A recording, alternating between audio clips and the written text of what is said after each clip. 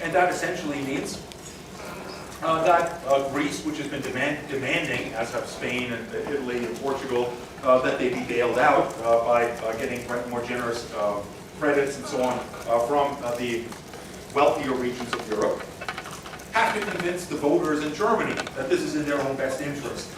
And the voters in Germany are not likely to support that kind of a thing. They tend to view the Greece as a bunch of freeloaders that have to get their act together, and the last thing they need is more generous credits from Germany. That's all somewhat one-sided. Germany has immensely benefited from the European Union and probably should be obligated to come to the aid of the less well-off within that union. But where it does point to is that there are severe political problems in dealing with this issue. Problems that many realists argue are not likely to be overcome. I didn't want to talk about the European Union so much today. Suffice it to say that in essence, what we talk about as globalization today is to a large extent a similar project on a global scale. In other words, one of creating a global integrated world economy and the requisite institutions, political and otherwise, to make that a stable arrangement.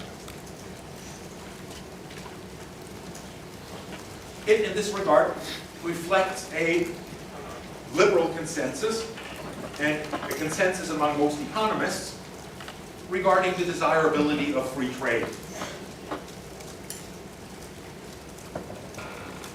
Free trade, according to liberals and according to many economists, make everyone better off. Make everyone better off. And this was in part illustrated in our brief discussion of Adam Smith's theories of specialization and the development of a division of labor as the chief means of increasing the standards of living of a particular society, of increasing the wealth of nations. Well, global free trade is merely an extension of that idea, that specialization, and extending the division of labor increases productivity and therefore leads to higher standards of living. But it is in this case applied not to individuals, but to states.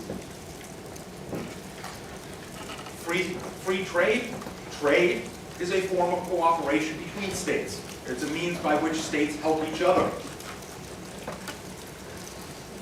And insofar as states trade with one another, the result is naturally a form of specialization, in which states have a strong tendency to put their resources into areas of production in which their ability to produce is relatively efficient, or more efficient than in other areas. And to try to import from countries that have different resource availabilities those goods that they're not particularly good at producing. This is what's called comparative advantage. A comparative advantage has to be contrasted, at least in economic theory, for our purposes it's probably not that important, but it should be contrasted with the idea of absolute advantage.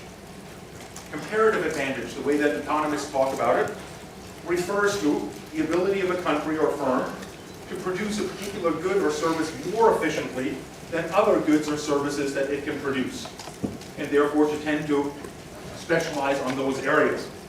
Absolute advantage refers to the ability of a country or firm to produce a good or service more efficiently than any other country or firm. And that has substantially different kinds of implications, in particular because it's a much more extreme form of work, so far as countries are forced into absolute advantage. It limits the scope of their economic activities to a far greater extent. Again, this is something that we'll pick up on in a few minutes.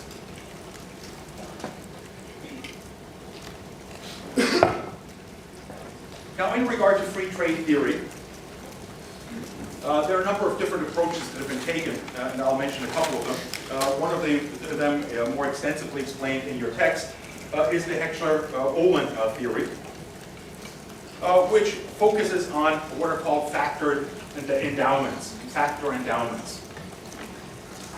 Again, I don't want to give you a economics 101 lecture today, and we wouldn't have time for that. Suffice it to say that in the field of economics, factors of production refer to categories of requirements for the production of a certain good.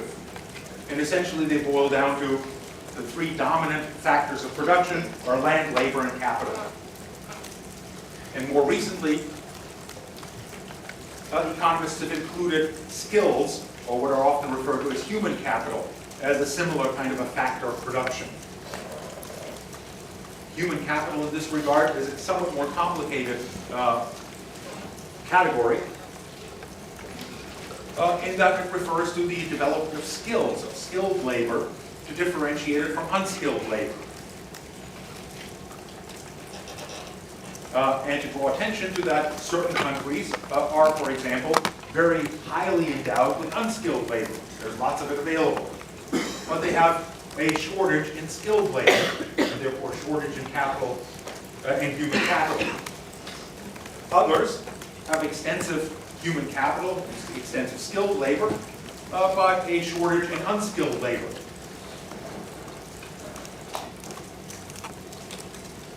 Now, Heckscher and Olin argue in their factor endowments theory that states seek to specialize in, and therefore export, goods that make extensive use of factors of production that are readily available.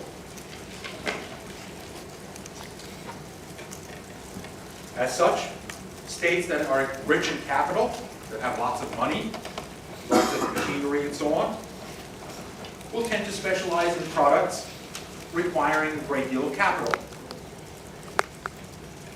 Capital-rich countries, like Germany, for example, tend also to have a fairly small supply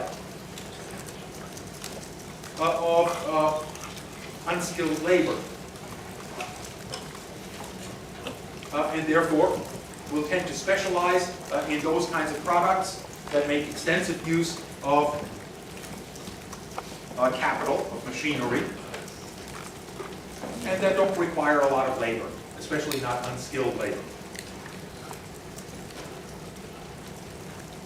Other countries that are labor rich, and by association capital poor, tend to focus on the production of goods that are that make fairly extensive use of unskilled labor. And will try to avoid industries that require a lot of capital. The reasons for this are obvious. If a country like Mexico, that is relatively capital poor, but has extensive supplies of unskilled labor, were to try to specialize on producing automobiles, it would have to use a lot of that capital that it has in short supply in order to make those cars, and it would use only very few workers. In essence, that would mean that the demand for workers in Mexico would generally go down because the capital that's in short supply is not being used to put together textile factories or various other labor-intensive goods, but is being used in order to produce automobiles. So labor, the demand for labor would go down, and as the demand for labor goes down, it would put downward pressure on wages as well. From the point of view of Mexico, therefore, it makes much more sense to use the scarce amount of capital available and put it into industries that make a great deal of use of the unskilled labor that they have in plentiful supply. And on the basis of that, they're likely to gain a competitive advantage with regard to other countries in which capital is more readily available and labor is in short supply. They will be able to produce those labor-intensive goods at a cheaper price than the United States, in which labor costs are much higher. The same thing applies with regard to agricultural land. Land in general is not a very good factor. It has to be arable land for it to be of any particular use. But again, countries with fairly extensive supplies of cheap arable land, Argentina comes to mind, to some extent Canada comes to mind, certainly the United States, have an incentive to make use of that factor of production and will almost automatically enjoy a comparative advantage with respect to other countries producing the same goods that don't have land as cheaply available. So, for example, Argentina produces a great deal of beef. Beef is land intensive, needs a lot of range land and so on. And if you compare it to a country like France, in which land is extremely expensive, well, which one is likely to be able to produce beef at a cheaper price? Fairly evidently, it will be Argentina. Land is cheap there. To use the scarce land in France for something like the production of beef is a waste of that land. Therefore, land being very expensive in France tends to be used for much more value-added kind of processes, like the production of high-priced wines and so on. To use it for just raising cattle would be somewhat of a waste. You had a question? Yep. Okay, I don't know if this might be a simplistic interpretation, but if liberals believe, like the Levin story, right?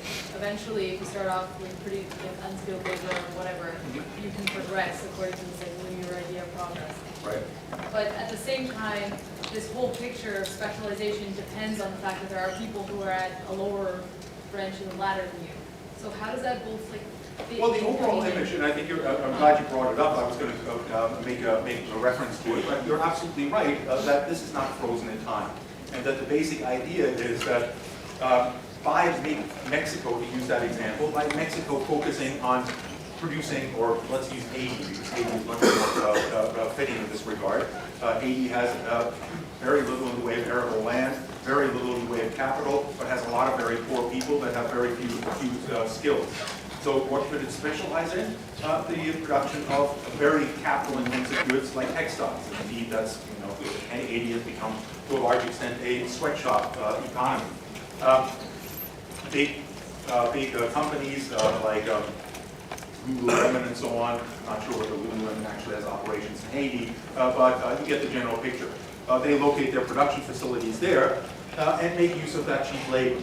Now, from the point of view of Marxists, they would say, well, these companies are going into a very poor country and exploiting the hell out of that labor.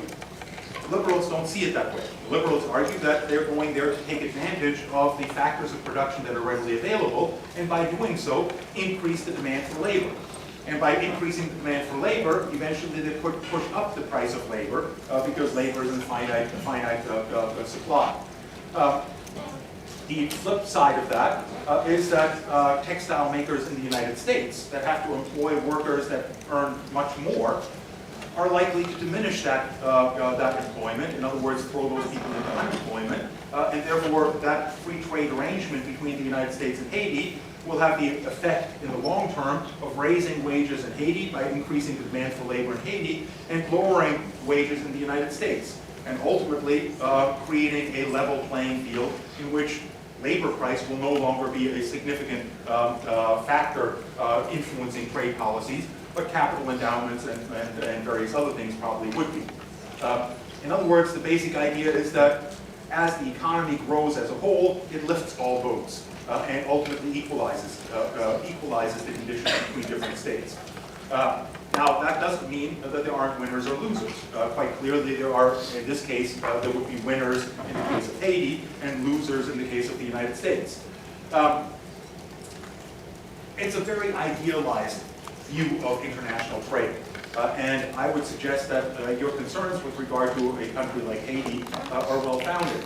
In the long term, yes, the idea is that by specializing in this way, all countries will eventually make use of those things that they have available in the best way possible, and to distribute wealth in the best way possible, in the most fair way possible, and it will equalize conditions around the globe, just as supposedly eventually the European Union would equalize standards of living within the European Union. It hasn't happened in the European Union, and there are powerful arguments for why it will not happen globally either. That have less to do with economic theory and more to do with politics. Meaning that once companies like Walmart or the Gap or Lululemon or what have you invest in places like Bangladesh and in places like Haiti in order to take advantage of the low wages, they of course have a very powerful interest in maintaining those low wages and therefore their profitability. And insofar as they have important influence in the governments of those states, they can often do things like suppress labor unions and labor organizations and so on to make sure that it stays that way. So it's not necessarily always as rosy as economists paint it as, but does that kind of answer your question or get in the right direction of it anyway? Yeah. Okay, how to make it on? Okay. Specialization, capital-rich states, labor-rich states, land-rich states. From this point of view of Heckscher Boland and of many other economists, it raises the question, why would any state ever restrict trade? Presumably, everyone ends up being better off, at least on the whole, if everyone has free trade and no one restricts trade. But as the comment from your colleague already suggested, it's not quite that simple. At least in the short run, there will be losers. And even in the long run, the benefits of free trade are not necessarily evenly distributed throughout the economy. In other words, there will be some that will be winners, and there will be others that will, without a doubt, be losers in that particular game. And the losers in that particular game are very likely to try to defend themselves and to resist the move toward free trade. And their ability to do so will vary to a considerable extent, depending on the nature of the groups involved and of the state involved. But the reality is that free trade, at least in its absolute form of completely unrestricted trade, is still far from a reality globally. Even within the European Union, where trade is nominally completely free, there are no trade restrictions between Germany and France, Germany and Luxembourg, Germany and Greece, Germany and Spain, and so on and so forth. We still haven't achieved completely free trade and the completely free flow of goods and services and so on across borders, in part because there are various non-policy-based restrictions on the flow of various factors of production. One of the factors of production that cannot flow readily across borders, although legally it can. Legally, as a German citizen, I can work anywhere in the European Union. But good luck finding a job in France as a German speaker that doesn't speak any French. It won't happen. Or it's very unlikely to happen in any event. So in that sense, there are still some fairly significant restrictions on the flow of labor across borders. Goods are somewhat of a different matter. But nonetheless, protectionism is more the norm than the exception. Virtually every state in the international system, to a greater or lesser extent, makes use of at least some protective measures. And that includes, of course, the European Union, not with regard to its internal market, but certainly with regard to its trade with outside forces. Those are still subject to trade restrictions of various sorts, unified under the European Union's government, meaning that they are harmonized within the European states. Germany does not have a different tariff than Britain or than France with regard to Chinese imports. But there are still these barriers. And these barriers take various forms. On the one hand, the most common kind of a trade restriction are tariffs. Tariffs are fairly straightforward. If you want to sell your liquor in Canada, you have to pay a duty in order to access the Canadian market. In Canada, that duty, that tariff for liquor is fairly substantial, which is why liquor prices in Canada are pretty high as compared to the United States, where they're also higher than they should be because they tax their liquor pretty extensively too, but the import barriers are generally lower, and consequently people bring a couple of bottles of booze back when they come back from the United States. So tariffs are fairly straightforward. Restrictions on trade. They simply make a good more expensive domestically than it is outside of the country. And by doing so, force consumers to pay a higher price for it. And that means that while the producer of Canadian wine or Canadian whiskey, as an example, might benefit substantially and might even survive in the economy solely on the basis of the protection that they receive that keep goods like American whiskeys and scotch and so on and so forth out of the Canadian market, and they make a fair profit from that. Everyone else has to pay for that profit.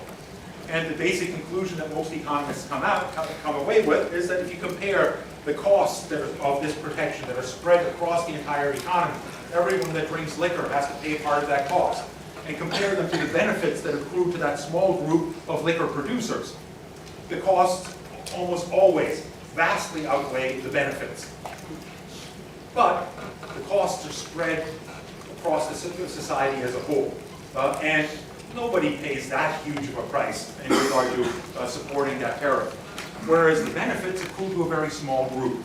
And that very small group, therefore, has a very powerful interest in protecting that tariff, in maintaining that tariff.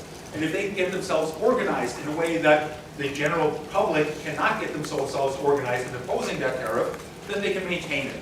And for that reason, tariffs exist in virtually every economy to some extent or other.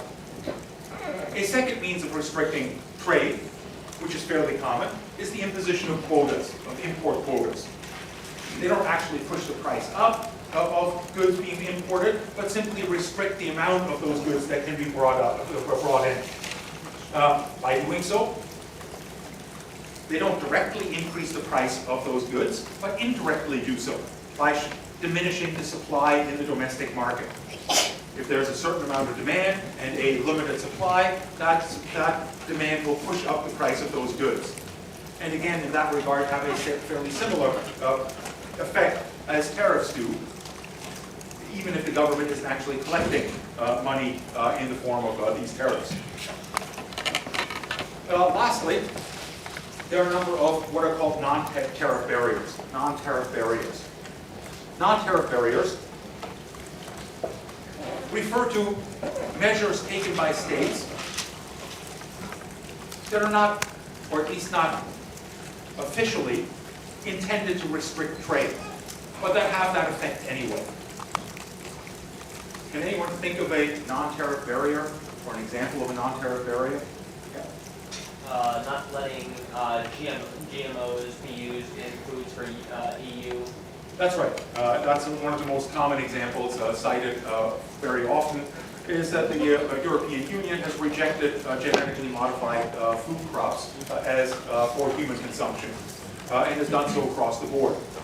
They claim that they've done so by virtue of the fact that the science is not clear as to what the effect of GMO foods are, their interaction with other organisms and so on and so forth, and that they are doing so in accordance to what they call the precautionary principle. The precautionary principle basically states that if the potential costs of a mishap in something like the introduction of a particular chemical into the environment, or a particular genetically modified organism into the environment, could be catastrophic, that the attitude of regulators has to be guilty until proven innocent, not the other way around. In other words, industry has to be positively able to demonstrate that their product does not cause any harm before it can be allowed on the market, not the general attitude that's taken in North America, the other way around, that you can do whatever the heck you want until the damage is proven, at which point you can be restricted from doing so. In other words, innocent until proven guilty. Now, the Europeans basically claim that they are simply protecting their food supply and their environment, and that this has nothing to do with trade whatsoever. The Americans, for the most part, don't buy it. They argue that this is merely a means, another mischievous means by which the Europeans are protecting their own agricultural industry and keeping American goods out. That's a classic non-tariff barrier. Non-tariff barriers take these kinds of forms, but in many cases they take other forms as well, such as other kinds of environmental regulations that restrict the availability of particular kinds of goods within a particular market. And they can, on many occasions, and this is one reason why the World Trade Organization and trade agreements have gotten a bad rep in certain circles, they can be challenged under free trade rules. And apparently this is something that's going to be very prominent once the secret negotiations of the Trans-Pacific Partnership are revealed, apparently they have extensive measures by which countries can challenge non-tariff barriers, take them to courts, and have them defeated and overruled by international agencies. And for that reason, environmentalists in particular are very concerned about these kinds of free trade agreements. So why restrict trade? Well, as I pointed out, there are domestic winners and there are domestic losers. And who is an economic or a domestic winner or a loser depends very much on their economic interests and on their abilities to take political actions. In this context, the Stolper-Samuelson theory addresses this issue fairly specifically. It argues that protection benefits those that make use of scarce resources or scarce factors of production. So in a labor-scarce environment, labor will favor protection for whatever they produce in order to maintain their high wages. For the goods that they produce to be subject to free trade, in other words, for other countries to be able to access the domestic market, will necessarily force domestic producers either out of business or force them to drastically reduce their wages in order to be able to maintain their competitiveness.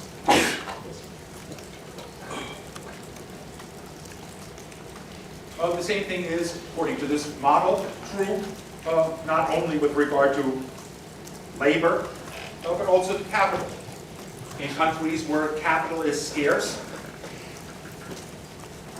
capitalists, those that control capital, will likely be protectionists. And by contrast, or so the argument goes, in those types of environments where capital is scarce but labor is in plentiful supply, it should be the other way around. Labor should be pushing for free trade, and capital should be pushing for trade protections.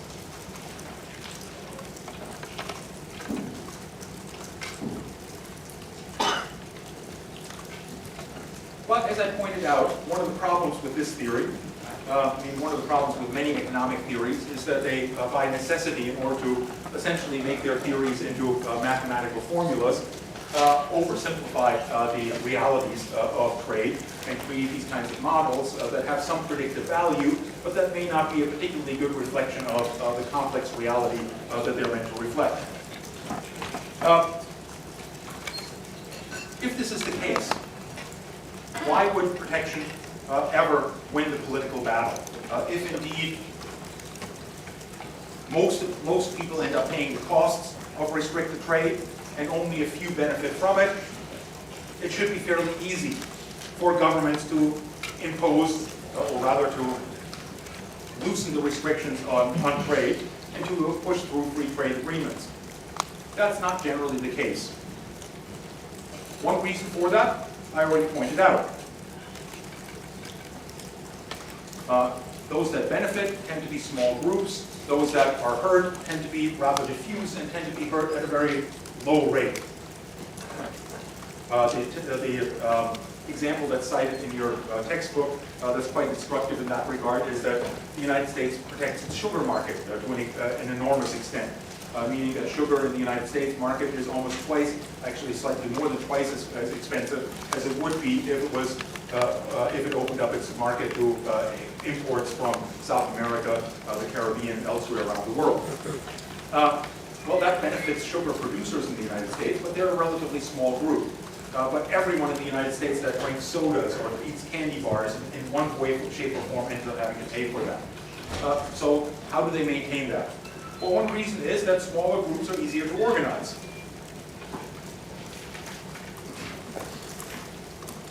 And if they are easier to organize, it's easier for them to put pressure on governments than it is for consumers as a whole.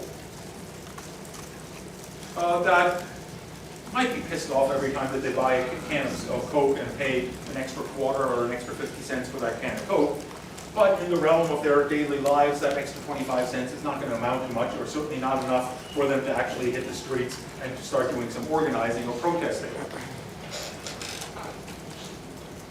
But what also makes a great deal of difference in regard to the ability of protectionism to win out over free trade are political institutions. Political institutions. Certain political institutions